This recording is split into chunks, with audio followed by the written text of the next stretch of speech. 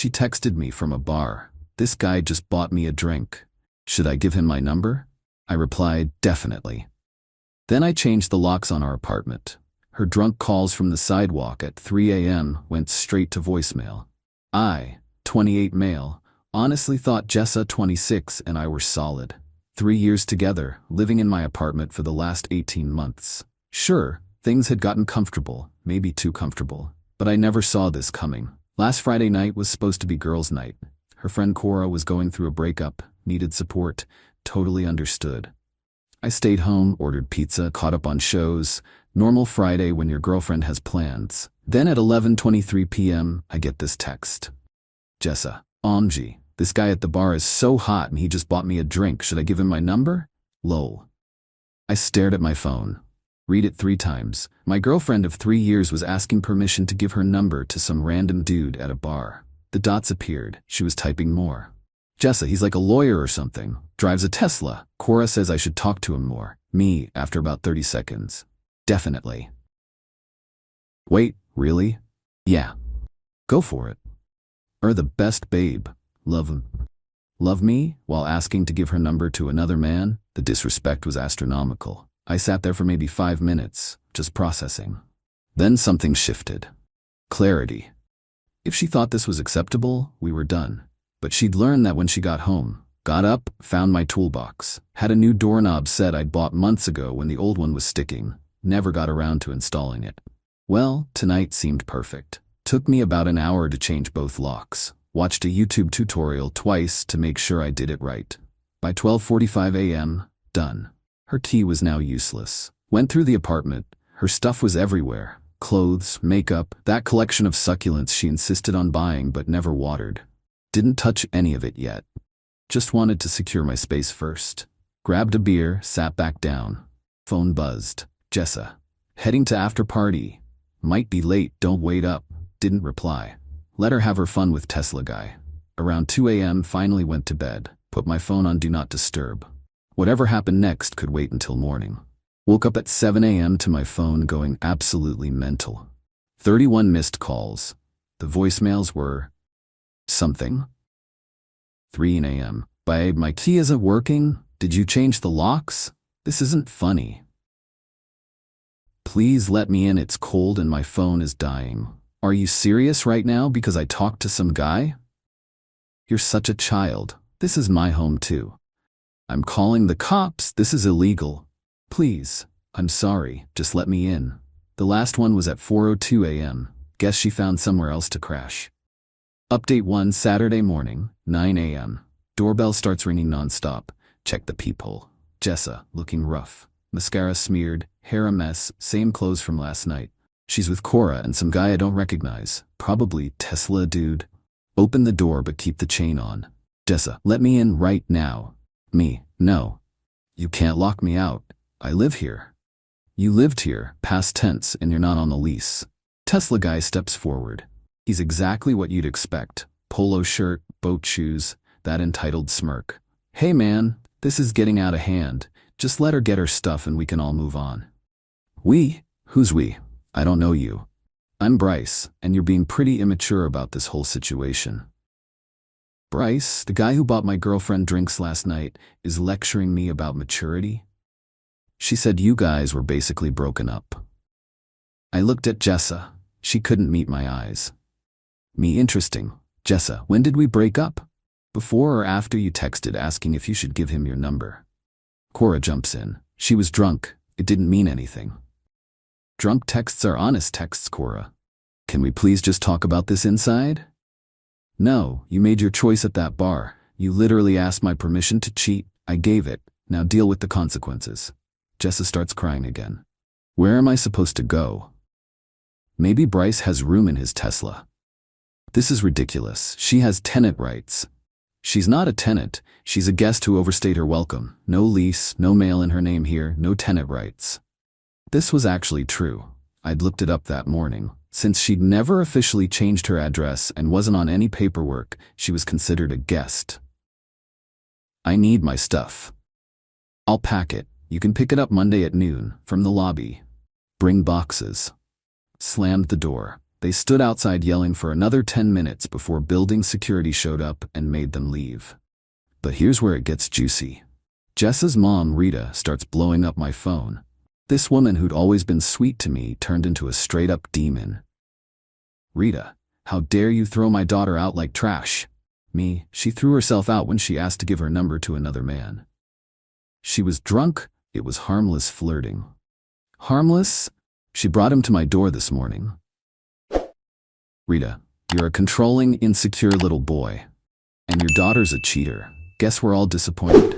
She threatened lawyers, police, even said she'd come over herself. I told her she'd be trespassing and hung up. But Jessa wasn't done with the entitlement yet. Update 2 Sunday morning.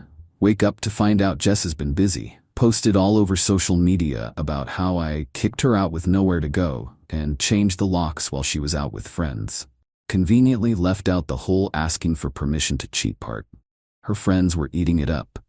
Comments about toxic masculinity, controlling behavior, red flags. One of them even started a hashtag, Justice for Jessa. Time to set the record straight. Posted a single screenshot. Her text asking if she should give Bryce her number, with my definitely response. Caption, when your girlfriend asks permission to cheat, believe them the first time. The comment section exploded. Suddenly her supporters got real quiet. Some started deleting their comments. Beautiful. But Jessa doubled down. Posted that I manipulated the situation and took things out of context. Said I was emotionally abusive and had isolated her from friends. That's when her coworker Destiny reached out to me privately. Destiny, hey, just thought you should know. Jessa's been talking about Bryce for weeks. They've been flirting at our gym. She called him her backup plan at last week's happy hour. Weeks. This wasn't a drunk mistake. This was calculated. Destiny sent screenshots of their group chat. Jessa discussing how Bryce was marriage material, while I was just comfortable for now. How she was waiting for the right moment to make her move. One message stood out. I'll test the waters this weekend. If me gets mad, I'll play victim. If he doesn't care, I know it's over. She literally planned this as a test. Either way, she won. Posted those screenshots too. Her narrative imploded. Monday came. Had all her stuff packed in trash bags, ran out of boxes, not my problem. Brought him down to the lobby at noon. She showed up with Bryce, her mom, and her brother Paulie. Paulie tried to act tough. You're lucky I don't beat your ass for disrespecting my sister. Me, your sister disrespected herself. I just refused to participate. She deserves compensation. 3 years of her life wasted. Wasted? She lived rent-free for it. If anyone deserves compensation, it's me. Bryce, trying to be the hero, just be a man and give her what's fair. Fair? Jessa, you owe me approximately $27,000 in back rent. Want to settle up? That's not, you can't. I have receipts for every month you lived here rent-free, every grocery trip I paid for, every vacation I funded. Should we itemize? Silence. They took the bags and left, but not before Rita muttered something about me dying alone. Me, better alone than with a cheater. Update 3 Tuesday night. Things got weird. Started getting food deliveries I didn't order. Pizza, Chinese, Indian, all cash on delivery. Had to turn away 5 different drivers. Petty, but whatever. Then came the Craigslist ads. My phone started ringing off the hook. Apparently, someone posted that I was giving away a free 65-inch TV. First come, first serve. Had to deal with angry people showing up at all hours. The worst? Someone signed me up for every MLM and timeshare presentation in existence. My email was flooded, but the real low blow came Wednesday. My landlord called. Landlord, I got a complaint about noise and unauthorized occupants. Me, that's ridiculous. Landlord, I know, but I also got a call from someone claiming to be your girlfriend, saying you illegally evicted her. Me, she was never on the lease. You know this. I do, but she's threatening to involve housing authorities. Makes things complicated. This could actually cause problems. Time to play offense instead of defense. Called my buddy who works in IT security. Asked him to trace where the Craigslist posts came from. Took him about an hour. Dude, they were posted from a coffee shop, but the email used was created from an IP that traces back to an apartment complex. Bryce's apartment complex. Got the proof I needed. Filed a police report for harassment and cyberstalking. The officer was surprisingly helpful when I showed him everything, the texts, The posts, the false advertisements. Officer, this is actually pretty serious. Do you want to press charges? Me, I want it documented. If it escalates, then yes. He said he'd pay Jessa a visit to warn her about the consequences of harassment. The visit must have happened Thursday because suddenly everything stopped. No more deliveries, no more ads, no more complaints to my landlord. But Friday brought the ultimate entitlement move. Update 4 Friday evening, 6 p.m. Doorbell rings. It's Jessa. Alone, dressed up like she's going on a date, tight dress, full makeup, the works. Me, through the door, what do you want? Jessa, can we talk? Please. Just 5 minutes. We have nothing to discuss. I made a mistake. Bryce isn't who I thought he was. Of course, Tesla Boy showed his true colors. Not my problem. Please, he's been talking to other girls. The whole time, he was just using me. The irony was delicious. So you're upset that the guy you tried to cheat with was cheating? It wasn't cheating. We weren't together when I gave him my number. We weren't? When did we break up? Jessa, when you said definitely, that was you ending things. No, that was me giving you exactly what you asked for. You wanted his number? You got it. You wanted him? You got him. Now you deal with him. She started crying. But these weren't sad tears. These were angry, frustrated tears. You knew I was drunk. You should have stopped me. You're an adult. Your choices are your own. I gave you 3 years. Me, and threw them away for a Tesla ride. She tried another angle.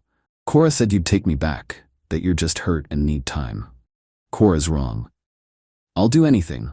Therapy, whatever you want. What I want is for you to leave. Then she played her final card. I'm pregnant. I laughed. Actually laughed. Me, no, you're not. How would you know? Because you had your period 2 weeks ago. You complained about cramps for 3 days. Unless Bryce has super sperm, you're lying. Her face went red. Caught. Fine, but I could have been. Me, with whose baby? Mine or Bryce's? Because if you're trying to baby trap someone, pick one guy and stick with it. She stood there for a moment, then her mask completely dropped. You know what? Screw you. You were never good enough anyway. Small apartment, basic job, no ambition. Bryce showed me what I was missing. Then go be with Bryce. I can't. He ghosted me after you called the cops. There it was. The real reason she was here. Not love, not regret, just nowhere else to go. Me, sounds like a you problem. Goodbye, Jessa. She screamed something about me being pathetic before storming off. Final update. It's been a month now. Here's where everyone ended up. Jessa moved back in with her parents. Rita called me last week, apologizing. Apparently, Jessa pulled the same, I'm talking to another guy stunt on Bryce, and he dumped her immediately. Rita finally saw the pattern. Rita. I'm sorry for what I said. She's been doing this since high school, always keeping one foot out the door. Didn't make me feel better, but at least someone finally held her accountable. Bryce? Posted on Instagram 2 weeks later with a different girl. Captioned it, upgrade complete. Jessa commented a bunch of angry emojis before he blocked her. She went nuclear on social media about narcissistic men, but everyone had already seen the screenshots. No sympathy left. Cora actually reached out to apologize. Said she didn't know about Jessa's backup plan scheme. We're not friends, but she was decent about it. Destiny from Jessa's work? We grabbed coffee to laugh about the drama. Turns out Jessa had been banned from their gym for harassing Bryce's new girlfriend. She also got written up at work for spending too much time on personal calls, crying to anyone who'd listen. The best part? Last week I got a text from an unknown number. Hey, this is Amy. I matched with Bryce on an app and he mentioned you. Said you saved him from a crazy ex? Want to grab a beer and share war stories? Turns out Amy dated Jessa's ex from college. Small world. Jessa had pulled the same, this guy is texting me, what should I do game with him too. It's literally her move. As for me, apartment's never been more peaceful. Started dating someone new, Teresa from my running club. Told her the whole story on our 3rd date. She laughed and said, so you're telling me you take out the trash when it starts stinking? Green flag. Looking back, the red flags were everywhere. The way she'd always mention other guys' accomplishments. How she'd joke about having options, the constant need for attention and validation. The text wasn't a drunk mistake. It was a manipulation tactic that finally backfired. She expected me to fight for her, to beg, to prove my worth against Bryce. Instead, I just agreed and let her have exactly what she claimed to want. Sometimes the best revenge isn't elaborate. It's just letting people have exactly what they think they want, then watching them realize what they lost. Jessa wanted Tesla guy, she got him. For about 2 weeks.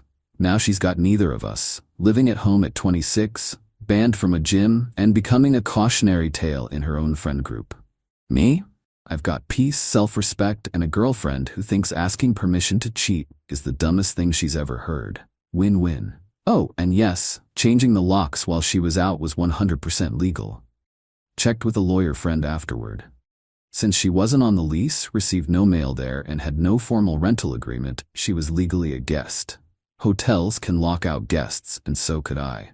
To anyone reading this, if your partner tests you by threatening other options, let them go. They're showing you who they are. Believe them. Edit. For everyone asking, no, I don't regret it. The only thing I regret is not seeing it sooner. When someone shows you they have one foot out the door, don't beg them to stay. Open the door wider and lock it behind them.